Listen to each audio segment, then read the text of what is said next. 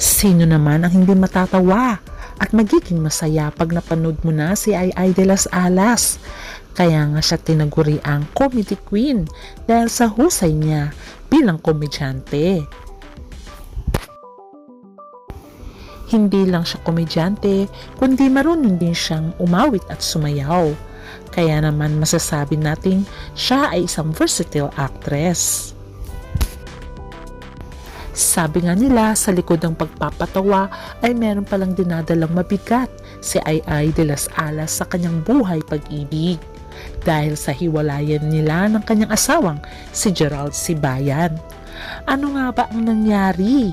Matagal rin silang nagsama. More than 10 years silang mag-asawa. Ating alamin ang revelasyon ni Ai de las Alas kung saan nahuli niya ang kanyang asawang meron ng kabit.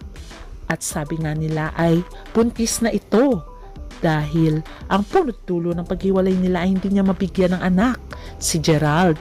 Kaya ito ay nangaliwa. Ating alamin ang buong kwento.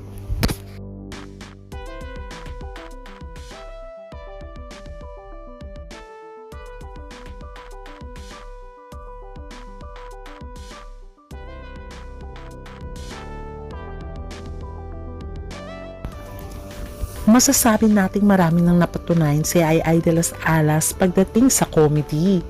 Kaya nga tinugurian siyang comedy queen dahil sa kanyang husay sa pagganap at bilang komedyante.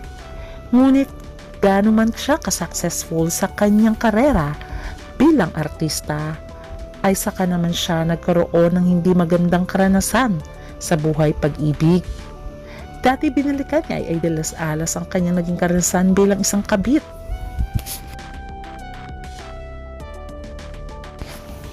Ito ay walang iba kundi si Miguel Vera, ang singer. Yan ang tinutukoy ni Ai na naging 7 years into relationship sila.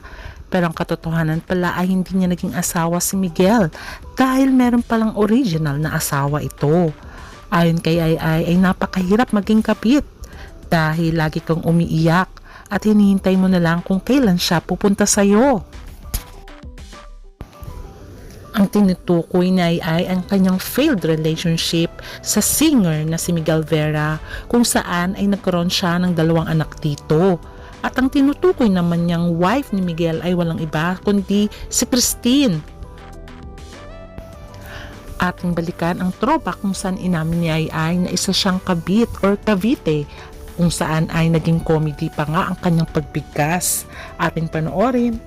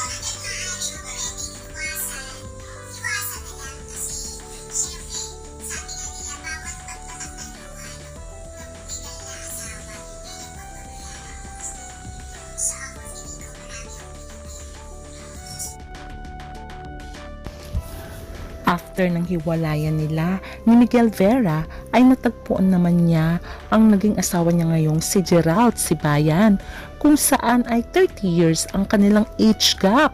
Pero sabi nga nila, age doesn't matter.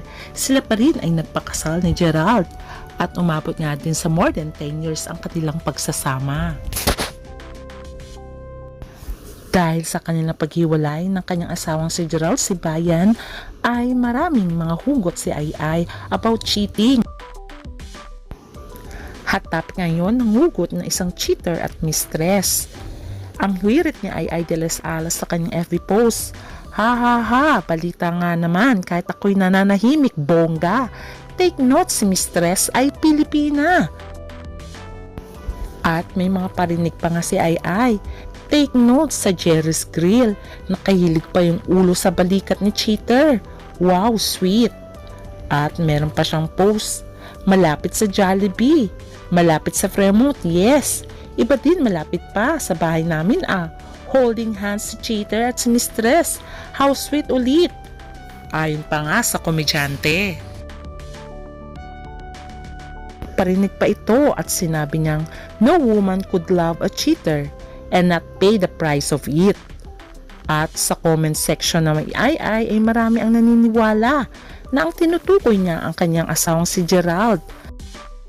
Inamin ni Ai sa Fast Talk with Boy Abunda na ang hiwalayan daw nila ni Gerald ay sa pamamagitan lamang ng chat.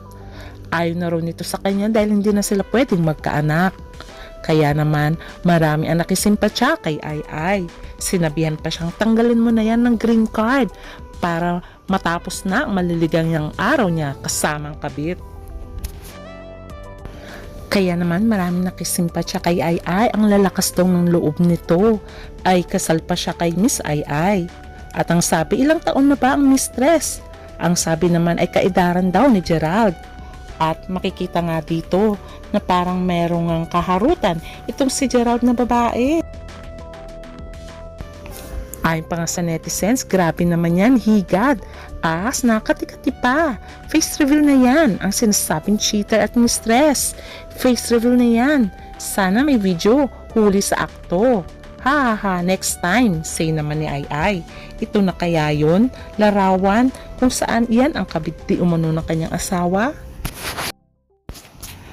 Pero sabi nga nila, kahit nga daw nasasaktan si Miss Ai de las Alas, ay hindi ito nagiganti dahil hinayaan niya na lamang si Gerald at hindi niya ito dinamanda. Kung tutuusin, kaya nakatapos sa pagpipiloto si Gerald ay dahil nga kay Ai. Kaya naman napunta sa Amerika at nakakuha ng green card ay dahil na rin sa tulong ni Ai. Pero hindi niya gagawin daw iyon, tulong na lang daw niya kay Gerald. O meron din nagsasabing netizens kung binalikan natin ang video kung saan inamin ni Ai na siya ay dating kabit, hindi kaya daw karma din ito kay Ai de las Alas? Dahil nanakit din siya ng babae for 7 years. Pero na-realize niya naman at humingi siya ng sorry.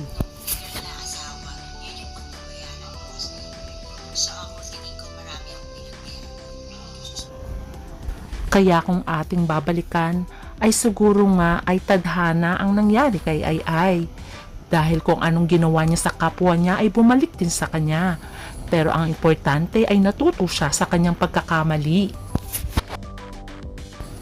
Ang naging maganda naman sa kanya ay humingi siya ng tawad sa totoong asawa ng kanyang ex na si Miguel Vera. At naging mabuti siyang ina sa kanyang mga anak kahit iniwan siya ng mga karelasyon niya. Kaya saludo pa rin tayo kay Miss Ai. Sa kabila ng lahat, marami pa rin ang nakisimpatya kay Ai. At marami rin ang nagagalit kay Gerald Sibayan. Dahil napakawalang hiya naman daw nito ni hindi man lang niya sinabihan ng harap-harapan ang kanyang asawa na maghihiwalay na sila. Bakit through text lamang? Kung ayaw niya na talaga kay Ai de las Alas, dapat daw ay pinarangka niya ito para naman hindi ito nagmukhang tanga. At ayon pa nga sa netizens, darating din ng araw na makakarma din ito. Sana naisip daw nitong Gerald na ito na marami ring naitulong si Ai sa kanya. Kaya nga siya nakakuha ng green card.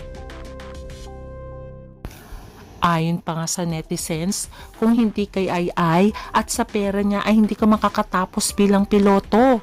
Ngayong nakatapos ka na at nasa Amerika ka na at maganda na ang trabaho mo, bigla mo na lamang iniwan ang asawa mo. Kahit man lang sana inamin mo ang totoo sa kanya, mas mainam pa yun. At least hindi harap-harap ang pinamukha mo na para lamang siyang baliwala dahil through text mo lamang siya hiniwalayan. Ayon pa sa netizens, kayo, ano sa tingin nyo? Tama ba ang ginawa ni Gerald Sibayan? Besides sa mga failed relationship ni Ai de las Alas, ay naging strong to at naging mabuting ina at naging mabuting tao. Kaya naman marami ang nagmamahal sa kanya dahil sa personal ay napakabait nito at matulungin sa kapwa. Kaya ang wish ng mga netizens kay ay sana one day ay makita niya ang lalaking magmamahal sa kanya ng tunay na walang kapalit, na walang tinitingnan na material na bagay, kundi mahal siya bilang siya. Kaya abangan na lang natin ang susunod na kabanata. Bye!